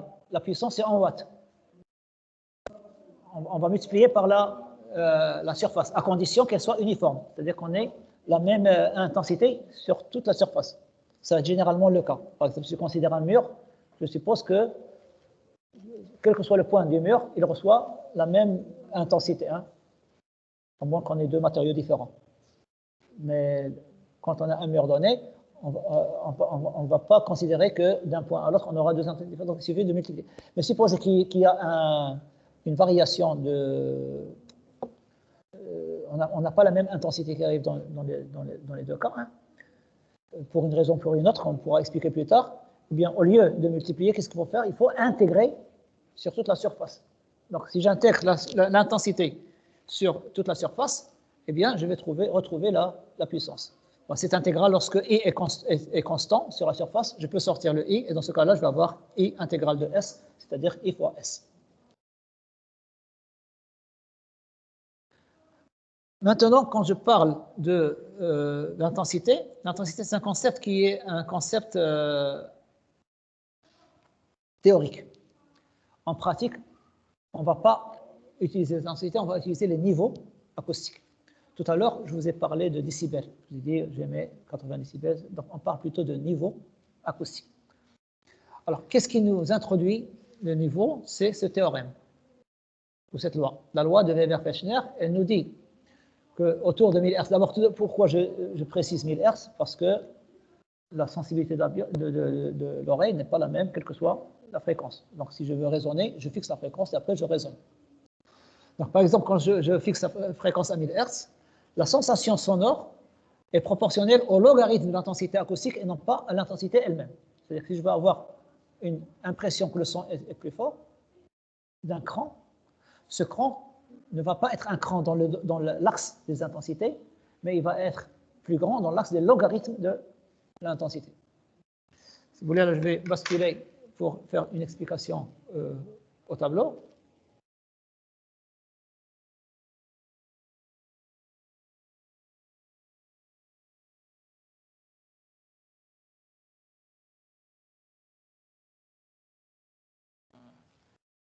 Je ne prends pas. On a un problème au niveau, voilà.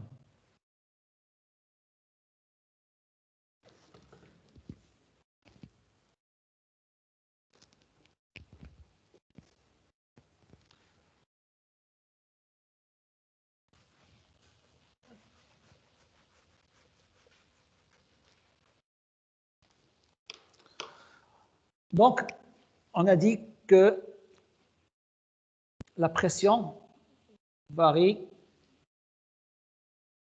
commence à une valeur très faible, on a dit 2 10 puissance moins 5 pascal. Alors, jusqu'à une certaine valeur. En fait, notre oreille, là c'est la pression efficace évidemment, parce que la pression varie continue, hein, c'est la valeur efficace. Alors,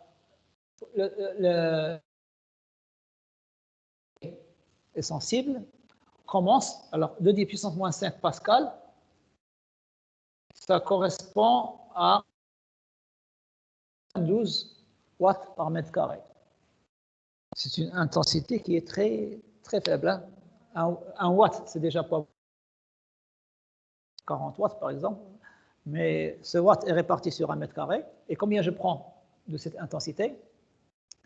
10 moins millième du milliardième, ou le millionième du millionième, 10 moins 12. Hein. Donc c'est vraiment une toute petite parcelle d'intensité. Et notre oreille perçoit ceci comme un.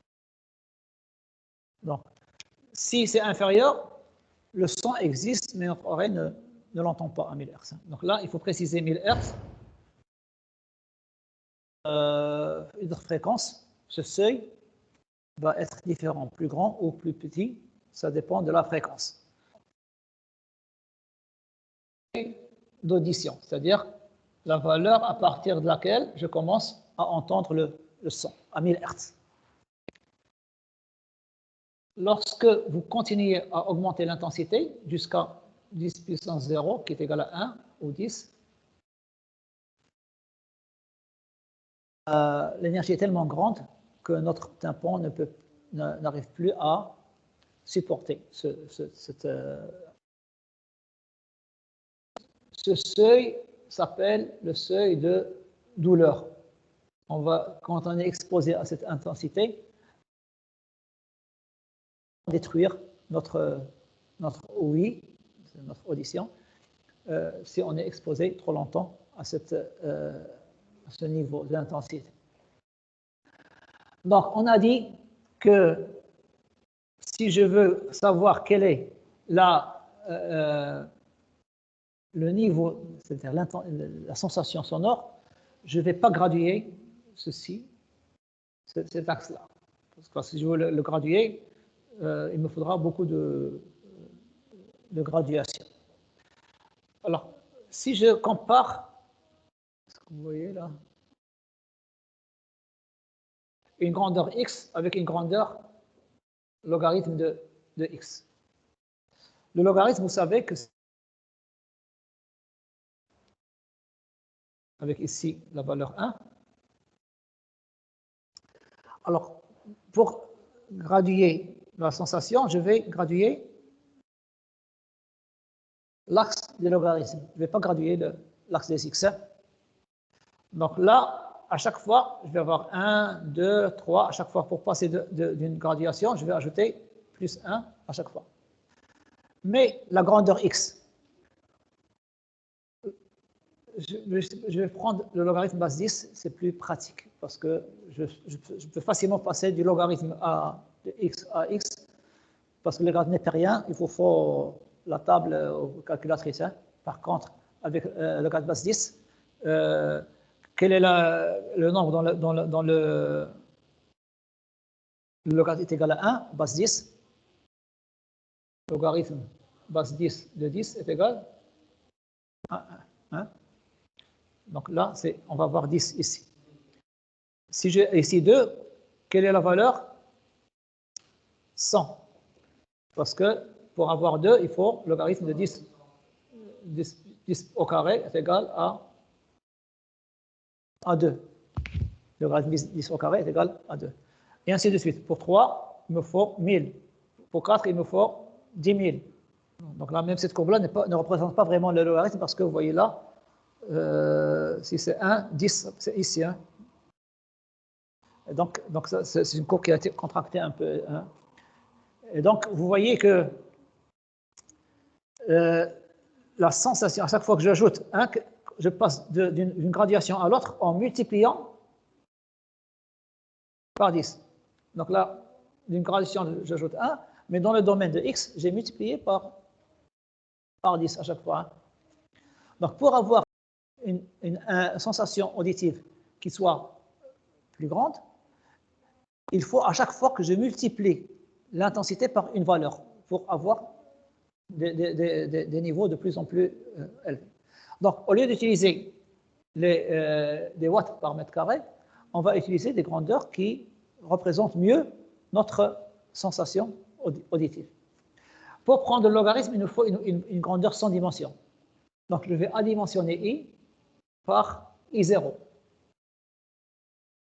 pour avoir une grandeur sans dimension. Dans ce cas-là, le seuil d'audition, ça va correspondre à 1, ici. Et le 10 puissance 0, ça va correspondre à combien? 10 puissance 12. Parce que je divise par 10 puissance moins 12.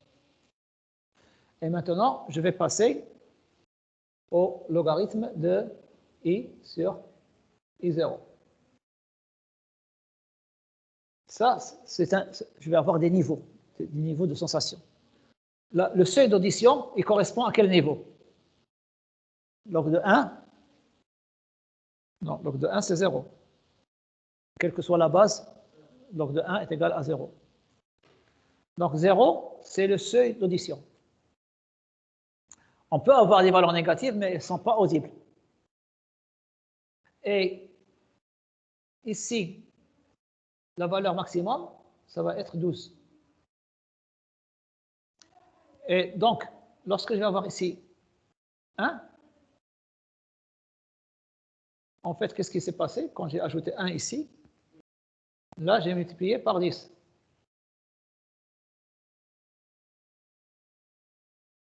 Pareil ici, hein, ben, ça va être 10 moins 11. Quand je suis passé ici de 1 à 2, donc à chaque fois, chaque créneau ici, plus 1, 2, ici, qu'est-ce que j'ai? J'ai 100, donc fois 10. On dit que le logarithme, il transforme une série géométrique en une série, comment on l'appelle en français? En mathématiques, en français, vous avez déjà fait en arabe, hein? Je passe de UN à UN plus 1 en multipliant par R, par une raison 1. Ici, je multiplie par. Elle va être arithmétique. Parce que là, c'est plus. Donc, Vn plus 1 égale Vn plus une valeur 1. Et donc, ici, chaque créneau correspond à une multiplication. Ici, dans le logarithme, chaque créneau, donc là, chaque distance, en fait, ici, j'ajoute, mais dans la réalité, je multiplie par un terme. Hein. Donc là, c'est un intervalle, mais dans cet intervalle-là, ça correspond à un autre intervalle. Là, cet intervalle-là, ces deux intervalles sont les mêmes dans le logarithme, et ils ne sont pas les mêmes ici. Ici, j'ai 1 à 10, et là, de 10 à 100. Donc là, combien? J'ai 10. Et là, de 10 à 100, j'ai combien? J'ai 90. Hein. Donc, vous voyez, c'est la même largeur de l'intervalle. Hein. Et là, j'ai la même largeur parce que à chaque fois, j'ajoute 1. Mais seulement là, maintenant, j'ai trop peu de niveaux. 12 niveaux, ce n'est pas beaucoup. Pour avoir 120 niveaux, qu'est-ce que je vais faire? Je vais finir ici, je vais mettre 10 log de I sur I0. Et là, c'est ce que j'appelais LI, qui est en décibels. Et dans ce cas-là, je vais avoir 0. Et là, je vais avoir 10. Là, je vais avoir 20. Et là, je vais avoir 120. Et là, je vais avoir, au lieu d'avoir plus 1, je vais avoir plus 10. C'est toujours une constante, mais maintenant, ça devient plus 10, plus 20, plus 10, à chaque fois plus 10. Et donc, finalement, j'ai défini le niveau d'intensité acoustique de cette manière. Pourquoi décibels? Parce que là, 10, comme décimètre, il y a le 10, donc c'est pour ça que j'appelle décibels. Et Bell, c'est le savant qui a étudié ce phénomène. Hein.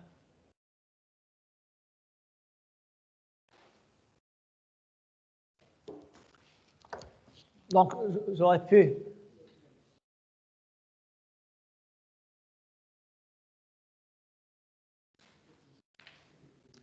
me contenter de dire que le décibel, c'est le niveau d'intensité est défini par 10 log de base 10 de I sur I0, d'accord? Mais là, je vous explique la philosophie du décibel. Hein. Donc, le décibel, ce n'est pas une unité, mais il représente une unité. Puisque je peux définir aussi le niveau de pression. par le rapport 10 log toujours, et je fais le rapport, au lieu de prendre des intensités, je prends les pressions efficaces. Et dans ce cas-là, j'aurai en décibels. Au lieu d'avoir des pressions, des intensités, je vais avoir des pressions. Ça représente. Étant donné que I, on l'a vu, est proportionnel à PE. Donc, I sur I0 égale PE sur PE. Ces deux rapports-là sont égaux. Donc, finalement, le niveau de pression est égal au niveau d'intensité. Ils sont tous les deux en décibels, mais ce décibel-là, ça représente des pressions, et ce décibel, ça représente des intensités. On peut avoir aussi un décibel qui représente la puissance. Donc, on va effectuer la même chose, c'est-à-dire on va faire 10 log de W sur W0, avec W0 une référence. Hein. Ici, la référence a une signification. Là, elle n'a pas de signification. Mais je prends quand même 10-12, la même valeur numérique, mais ça n'a rien à voir, ce sont deux grandeurs différentes. Par question de commodité, on verra pour quelle raison j'ai pris le 10-12 watts. Hein. Mais sinon, j'aurais pu prendre n'importe quelle puissance parce qu'il n'y a pas de limite de puissance pour l'émission. Donc, elle peut être très grande ou très faible. Il n'y a pas de l'émission n'a rien à voir avec la perception. Hein. Donc, on peut avoir n'importe quelle émission. Donc, il n'y a aucune valeur a priori à privilégier pour la puissance de la source. Mais on va prendre quand même cette valeur comme référence parce que c'est plus commode. Plus tard, on va voir que c'est plus commode. Là, je vous donne des exemples de niveau de pression dans des phénomènes réels. On va rester jusqu'à 12h30 ou 12h45. Là, parce que là, je pensais à 45 heures. D'accord. Donc, on va rester jusqu'à 45. Hein. Parce que là, hier au centre, on m'a fait sortir à la demi. Ils m'ont montré l'emploi du temps. On va rester à 45 heures. On a commencé à moins 4 de toute façon, donc il faut qu'on fasse nos 2 heures. Hein. Mais je dois finir un peu plus tôt pour faire l'appel, hein, dans tous les cas. Hein. Donc, au moins, vous allez arriver au même niveau que vos camarades. Hein. Donc, vous voyez, d'après ce tableau-là,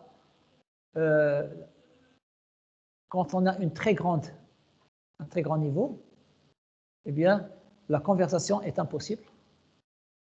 Et là, c'est un bruit qui supporte encore un instant, mais on a la destruction de l'oreille, hein, pour ce qu'on appelle le seuil de douleur. Dans le domaine de transport, ça correspond à la place du pilote d'avion de combat.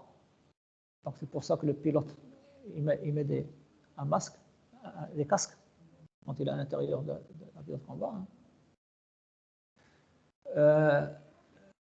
Pour l'intérieur, c'est le turboréacteur, c'est lui qui produit beaucoup de bruit. Hein. Donc, lorsque vous avez dans un banc d'essai, vous avez une très grande bruit. Et à l'extérieur, on peut dire que c'est le bruit des volcans, etc. Donc, c'est des bruits qui sont très, très forts. On ne peut pas communiquer parce que le bruit qui est très fort couvre la conversation. Vous avez beau crier, votre interlocuteur ne va pas vous entendre. Il va entendre le bruit qui est très fort. Alors, dans cette zone-là, il faut crier pour communiquer. Ici, vous voyez là des exemples. À chaque fois, vous avez comment est-ce qu'on peut converser. L'idéal, c'est de pouvoir converser à voix normale. Alors, ça tourne autour de 50 décibels, 40-50 décibels. Dans ce cas-là, je n'ai pas besoin de crier pour communiquer. Par exemple, quand on se tait, là, le niveau sonore est inférieur à 50 décibels. Et dans ce cas-là, à quoi servent ces valeurs-là? Je vous l'ai dit tout à l'heure, c'est pour la réglementation. Hein. Donc, on va mesurer le niveau sonore. Et si on trouve que c'est inférieur à 50, c'est jugé calme. Et donc, on n'a pas besoin d'agir pour diminuer encore davantage ce niveau sonore si ça représente une nuisance. Mais on ne peut pas avoir dans la nature le zéro. Parce que même quand vous taisez, il y a toujours des bruits. Il y a toujours un bruit. Il y a quelques dizaines de décibels d'ailleurs qui existent toujours. Parce que dans la nature, on ne peut pas avoir le silence absolu. On peut l'obtenir en en laboratoire ou dans un studio d'enregistrement, mais on l'obtient de manière artificielle parce qu'on va couvrir les parois intérieures de ce laboratoire par un matériau qui est très absorbant. On va augmenter la surface en mettant du relief au niveau de cette pour augmenter la surface. Au laboratoire, on appelle ça la chambre sourde. Quand le niveau est 0, on a l'impression qu'on est sourd parce qu'il y a vraiment, on n'entend absolument rien. Et donc, c'est comme si on était sourd. Donc, on étouffe, au point de vue psychologique, à l'intérieur de cette chambre sourde. Voilà. Et donc, de la même manière qu'on a décomposé les intensités en niveaux, on va décomposer également les fréquences. Ça, j'introduis le cours de la prochaine fois, on va s'arrêter là. Mais comment est-ce que je vais choisir les intervalles de fréquence? Pour l'intensité, on a pris 10 au carré, 10 au cube, etc. Alors pour les fréquences, est-ce que vous savez quel est les intervalles de fréquence qu'on utilise en pratique pour subdiviser les fréquences? Pour subdiviser les fréquences, par exemple, là, je vais passer en mode tout le monde.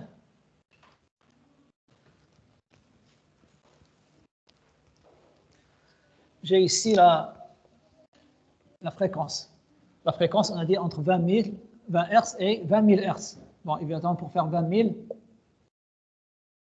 il faut mettre point de suspension parce que si je vais de 20 à 20 000, il me faudra des kilomètres d'axe. D'accord? Et donc, pour l'oreille, c'est pareil. Au lieu d'utiliser les fréquences, on va utiliser les logarithmes de fréquence.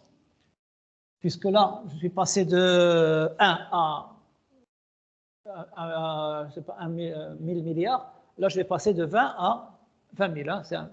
Donc, au lieu d'avoir x10, je ne vais pas passer de multiplier par 10 à chaque fois, je vais multiplier par combien? Par 2. Parce que c'est plus court. Hein. Pour avoir l'impression que le son est plus aigu, puisque plus la fréquence augmente et plus le son est aigu, il faut multiplier par 2. Quand je passe d'une fréquence à l'autre, par exemple, ici j'ai 1000, là j'ai 500, là j'ai 2000, évidemment 4000, ça va être quelque part, 8000, 16000, etc. Eh bien, j'ai multiplié par 2, pas par 10. Donc cet intervalle qui consiste à avoir 2 f, c'est-à-dire f1, f2, tel que f2 égale 2 fois f1, ça s'appelle comment? Une octave. Ce sont les octaves. En musique, on utilise les octaves. Alors, lorsque vous avez un piano, vous avez un piano à 5 octaves ou à 7 octaves. Dans les touches, vous avez Do, Ré, Mi, Fa, Sol, La, Si. Après, qu'est-ce que vous avez? Une autre touche Do. La deuxième touche Do est une octave au-dessus de la première. Donc, vous avez la même impression, mais c'est plus aigu. La même chanson, vous pouvez la chanter dans l'aigu et vous pouvez descendre d'une octave et vous la chantez moins aiguë. Il y a des voix qui s'apprêtent aux aigus et aux graves. Les meilleurs chanteurs, ils peuvent combiner les deux, comme Kulthum, mais ils ne peuvent pas être il y a des gens qui sont spécifiques dans une tranche. Par exemple, il y a les sopranos, etc., qui sont spécifiques dans le grave ou dans l'aigu. Et on va subdiviser l'axe des fréquences en octaves. Donc là, on a pris 1, 10, 10, 100, 100, 1000. Là, on va prendre 500, 1000, 1000, 2000, 2000, 4000, c'est-à-dire on va prendre des octaves. Mais dans le domaine des logarithmes, une multiplication par 2, ça va représenter toujours une addition. On va ajouter toujours le même terme. D'accord? Alors, je vais revenir à ça en détail la prochaine fois. Et on va définir les octaves qui sont la totalité des fréquences. Merci pour votre attention. Maintenant, je fais l'appel.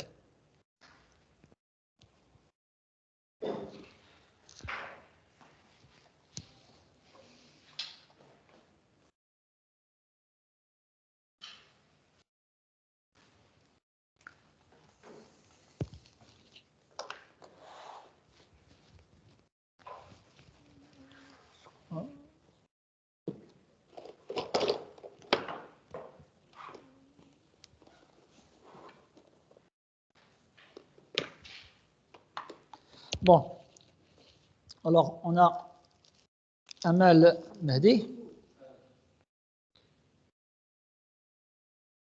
Arabani Taha, Présent.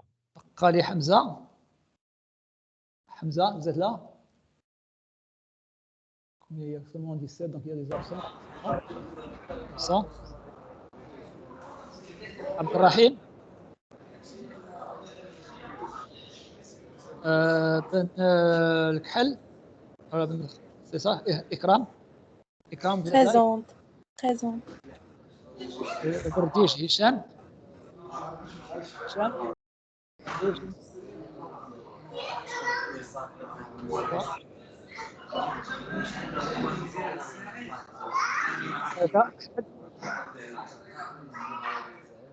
داودي أيوب.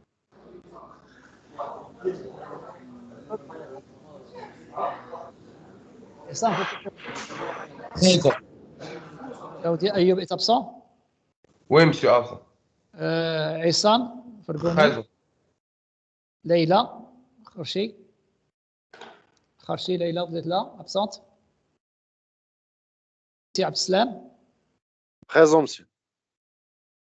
الراوي المهدي. Présent, monsieur. فريد أسامة. Présent, monsieur. حركاش فاطمة. فاطمة est absente. Présente. Alors Jamal Khalil. Présent, monsieur.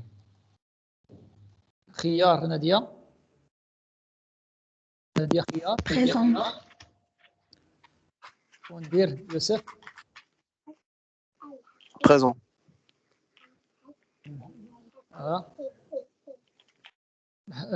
محرازي إلياس. Présent.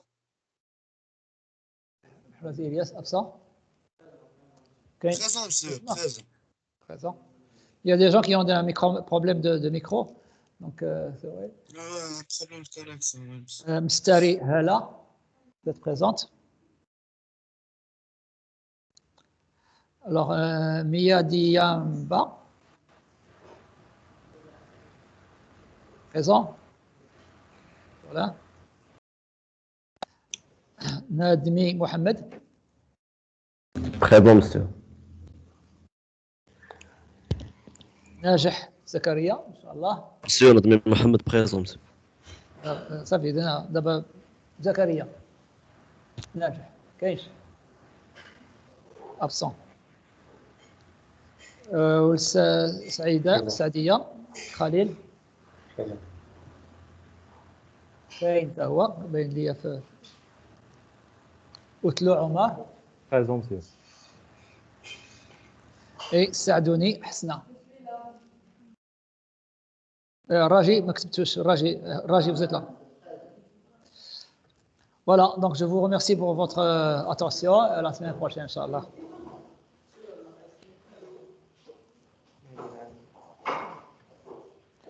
Est-ce que quelqu'un a un blanco, s'il vous plaît, qui est absent de l'autre groupe? Un truc blanco. Non, c'est pas bon.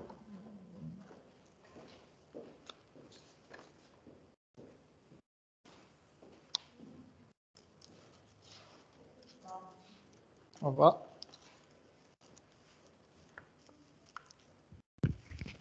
Monsieur. Oui. Monsieur Najh Zakaria présent, monsieur. Oui. Najh Zakaria, monsieur.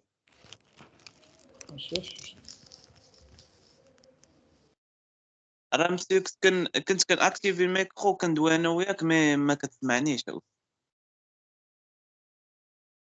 واحد قال لي راك بريزون فعلا. ناجح. وي مسيو. ناجح كاين. جو مكسكيوز دونك كتبتك ابسون. هاني. بريزون. ميرسي مسيو.